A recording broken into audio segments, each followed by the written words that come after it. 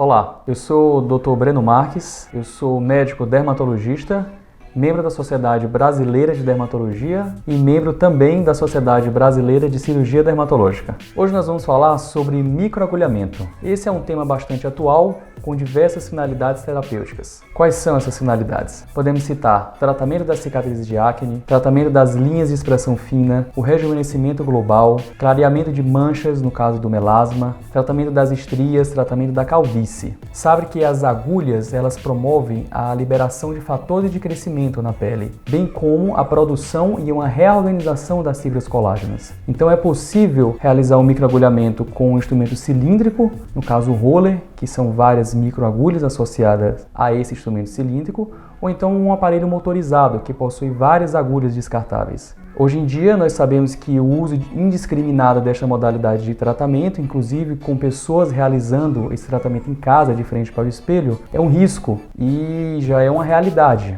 O problema é gerado quando qualquer mancha é tratada como melasma. Então, nesse caso, o indivíduo pode, inclusive, microagulhar um câncer sem saber. Além de que o ambiente deve ser preparado adequadamente para a realização deste tratamento. A profundidade das agulhas, bem como quantas vezes vai realizar o procedimento, a pressão em cada paciente, pois cada pele tem uma estrutura diferente, cada pele tem uma quantidade de fibras colágenas diferente. Então, tudo isso deve ser levado em consideração. Outro fato que deve ser levado também em consideração são os tons de pele. Então, indivíduos mais melanodérmicos, aqueles indivíduos mais morenos, que têm uma tendência maior de bronzear, eles possuem mais colágeno e também possuem uma tendência maior de ocorrer uma hiperpigmentação pós-inflamatória. O que é isso? No caso, se microagulhar e provocar uma ferida, essa ferida pode ficar escura. Então, o indivíduo com o intuito de realizar um tratamento para as manchas, ele pode inclusive gerar uma nova mancha. Então, tudo isso deve ser levado em consideração. O anestésico que vai ser utilizado, isso depende muito da profundidade das agulhas, do intuito de cada tratamento. Então, podemos utilizar um anestésico tópico, um anestésico infiltrativo,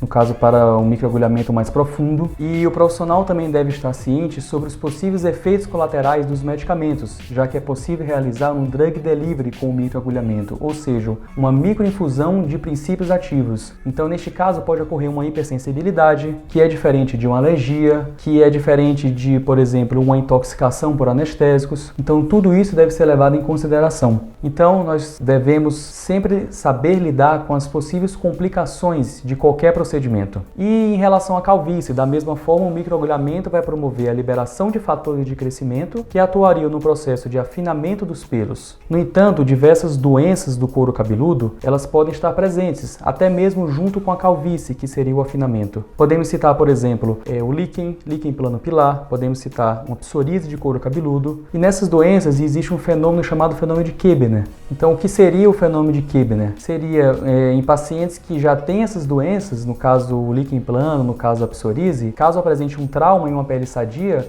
passa a manifestar a mesma sintomatologia dessa doença naquela pele sã. Então, somente com uma anamnese detalhada, um exame físico bem feito e com uma dermatoscopia, que é o uso de aparelhos que permite uma amplificação e a visualização dessas imagens em novas dimensões, é possível diagnosticar e realizar adequadamente o tratamento. Estes são alguns esclarecimentos sobre o microagulhamento. Em caso de dúvida, procure um profissional de sua confiança.